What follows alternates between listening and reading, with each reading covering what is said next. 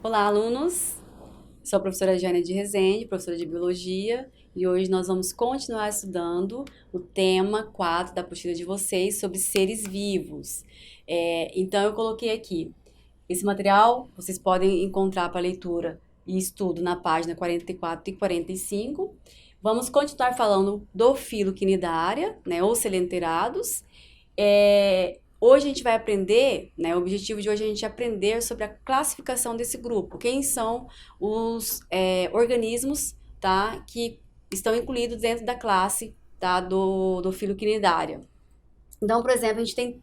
Aqui eu coloquei 3 classes na escrita, mas eu incluí aqui a última, que é cubozoários, tá? Essa última aqui, ela é pouco estudada, mas é importante a gente falar dela, tá? Então, as principais são hidrozoários, sifozoários e antozoários. Então, começando aqui pela classe hidrozoa, tá? A gente chama eles de hidrozoários. Então, recorda que eu comentei com vocês que alguns dos organismos, né, dos quinidários, eles possuem um processo de alternância da sua forma do organismo. Podem ser pólipos, né, e também podem ser medusa, ou pode ser só pólipo, né, ou medusa. Então, a gente vai saber agora quem são eles. Então, começando aqui na classe hidrozoa, eles são pólipos, o seu corpo é tipo pólipo, tá?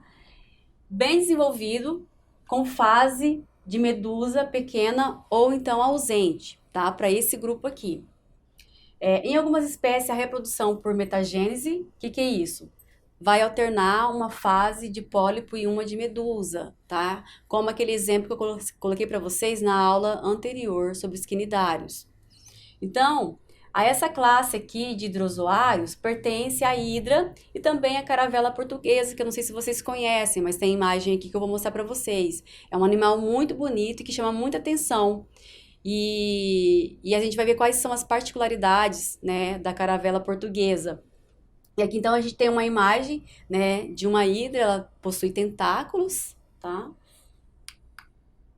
Essa aqui é a imagem de uma caravela, ela sempre vai estar sobre a água, né? Então ela tem essa morfologia aqui, os tentáculos dela vão estar sempre imersos na água, tá? E essa região aqui da crista, né, desse pneumatóforo que chamamos assim, é um pólipo preenchido com gases, tá? Ele fica na região externa à água. Então, assim nós podemos encontrar ela, tá? Então, aqui a gente tem a água, né? E essa região aqui do pneumatóforo está para fora, né? Da água, ok? Então, a gente tem toda a estrutura aqui de tentáculos, né? De uma caravela portuguesa. Ela utiliza esses tentáculos aqui para poder se alimentar. Então, por meio desses tentáculos, ela pode capturar um peixe de pequeno porte, tá? Por aqui, ela pode também se reproduzir. Lembrando que ela é considerada um dos animais sésseis. Ela só consegue se movimentar, mas ela não está fixada em nada, professora. Mas ela consegue se movimentar pela água. A água transporta ela, né? O vento transporta ela, certo? Então, aqui a gente tem toda a estrutura, então, desse organismo aqui, tá? A caravela portuguesa, que faz parte da classe hidrozoa, assim como a hidra. Temos a classe sifozoa, né? Chamamos eles de sifozoários. Predomina as grandes medusas, chamadas de sifomedusas, tá? Então, a gente tem aqui essa medusa, né, bem grande. O nome científico dela, né, como a gente já aprendeu que existem os nomes científicos, é Aurelia aurita, o nome dessa medusa aqui. Então, a gente vê, né, a presença de tentáculos da medusa.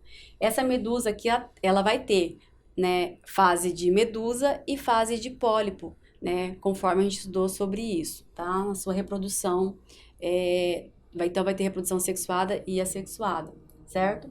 Então, o representante aqui é a Aurelia aurita, tá? Ou então, o nome popular é água-viva, a famosa água-viva, né, que é encontrada em várias praias, né, e muitos acidentes acontecem, né, com esse animal aqui, porque como a gente já viu, aquelas células que nós aprendemos, elas são super importantes para sua defesa.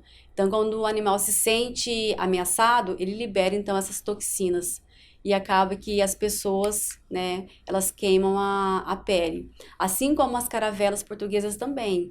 A toxina da caravela portuguesa também é muito forte, queima muito, tá? Às vezes, na queimadura é muito forte, mesmo que o animal você retira o animal dali, mas os tentáculos ficam ali. Então, por isso que a queimadura continua.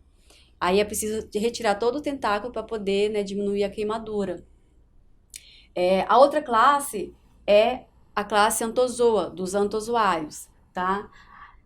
São exclusivamente pólipos, não fazem metagênese como os outros que nós vimos, então todos os organismos, por exemplo, as anêmonas do mar e os corais, sempre eles vão ter a forma de pólipo, tá? Não forma de medusa, tá? Então aqui não tem alternância, né, do tipo diferente desses organismos, sempre vai ser a forma de pólipo, tá?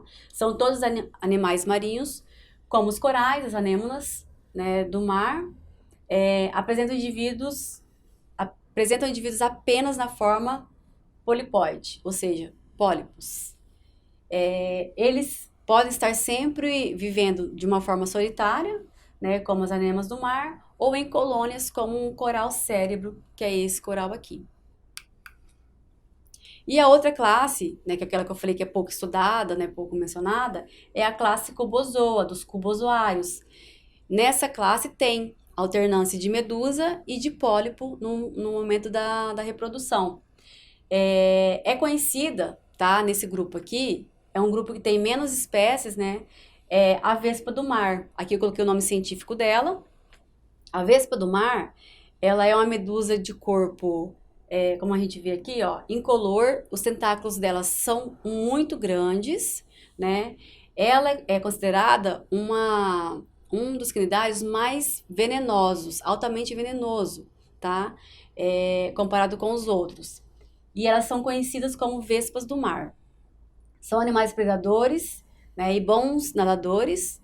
É um grupo menos estudado e possui apenas 20 espécies. Ela é encontrada na Austrália, né? No Brasil a gente não tem esse grupo aqui. Bom, eu coloquei aqui também algumas curiosidades e importâncias, né, sobre os quinidários. Então, por exemplo, os quinidários, eles têm uma importância econômica porque eles ajudam a manter o equilíbrio ambiental. Então, por exemplo, eles são alimentos, né, de alguns animais aquáticos, como tartarugas que comem as águas vivas. Então, um parênteses aqui, a água viva, né, a gente sabe que ela libera, né, a toxina, mas um dos animais que é resistente a essa toxina, né, são as tartarugas. Então, vamos dizer que as tartarugas, elas fazem o controle ambiental da água viva, né? Porque se não tivesse nenhum animal para comer a água viva, que é venenosa, né? Então a população de água viva aumentaria muito. Então seria impossível entrar, por exemplo, dentro de um mar. Esses animais, eles também podem fornecer abrigos para muitas espécies marinhas, como nós também vimos o exemplo das esponjas. Então, qual é o exemplo que nós temos aqui? Peixes pequenos, né, de pequeno porte, eles se protegem dos predadores, né, nesses animais, né, se escondem ali, né, para se proteger de predadores. Com relação aos corais, os corais exportam matéria orgânica e nitrogênio, né, para o ambiente marinho, aumentando a produtividade das águas, né, e a reprodução de muitos peixes que servirão de alimento para o ser humano. Então, os corais são muito importantes e sabemos que os corais também são importantes para as algas, né? As algas, elas crescem sobre os corais.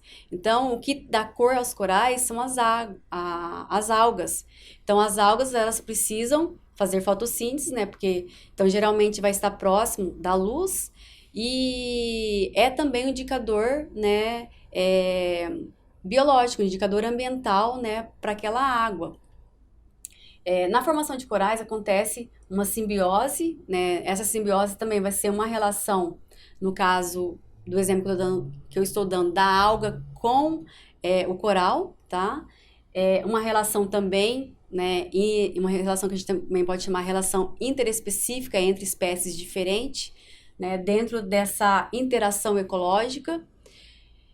Então, aqui a gente tem exemplo, tá, das algas, né, que crescem sobre os corais. Então, os corais dependem das algas, né, para sua sobrevivência, e as algas também dependem dos corais para sua sobrevivência. Então, alunos, como nós já estudamos, né, o grupo dos quinidários, e finalizamos conhecendo sobre as classes, né, dos grupos, né, quem são os grupos que compõem o filo dos quinidários.